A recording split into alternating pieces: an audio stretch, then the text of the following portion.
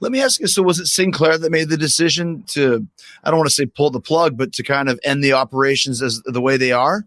Yes. Okay. Gotcha. Probably because of all the money they spent during the pandemic. Well, let's go back to when do you think Ring of Honor was at its peak from a business wise, from perception wise? Probably in 2006 through 9.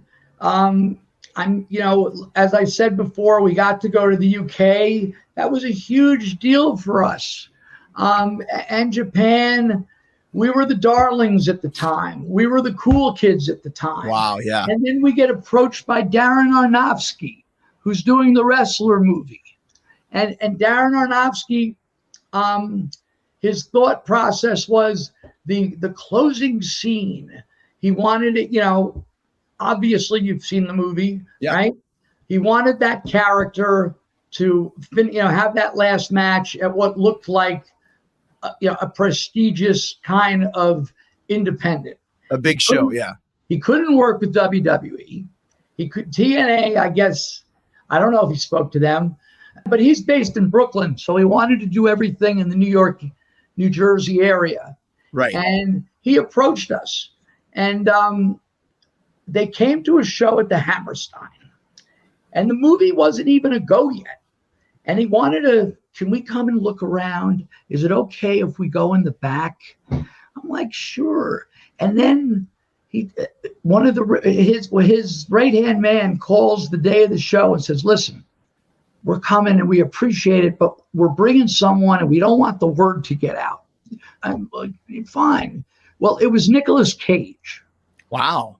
And Nicolas Cage was slated to be in the Mickey Rourke role. Really? The problem in the end was he wanted more money than the whole budget of the movie. So Nicolas Cage comes, and there I am, little old Cary Silkin sitting in the back in the dressing room. And I got Aronofsky on one side, and I'm looking across from Nicolas Cage. And I'm, give me Al Pacino. Give me Dustin Hoffman. Give me Robert De Niro. I'm an older guy. Right. Nicolas Cage is a great actor, but I wasn't like a huge, but wasn't like right. I'm meeting friggin' Mick Jagger. Holy shit. So there he is. So we're in the back, and everyone, Nigel's there, this one, everyone's being cool.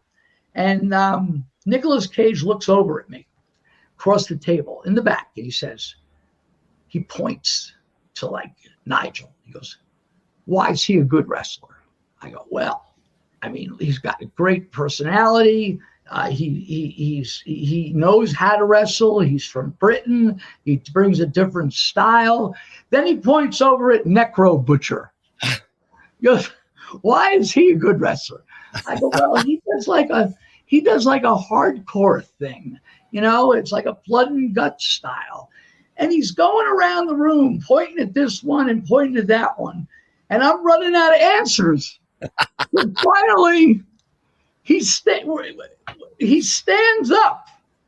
And he's very thin. He's like 6'2", and he's thin. He goes, so what would make me a good wrestler? And I'm like, well, guys like Bret Hart and Chris Jericho and Shawn Michaels, they aren't like the biggest guys, but, they have personality and they know how to work a crowd. And I'm sure you could do that. So that was my experience with Nicolas Cage. So they brought Mickey. So we got signed on to the movie when the budget got cleared. They brought Mickey Rourke in, and that was a great experience doing that. This was sort of, and I thought, holy shit, Mickey Rourke gets nominated for an Academy Award. Then in the end of the movie, Bruce Springsteen did the the walkout song. I'm like, this is huge.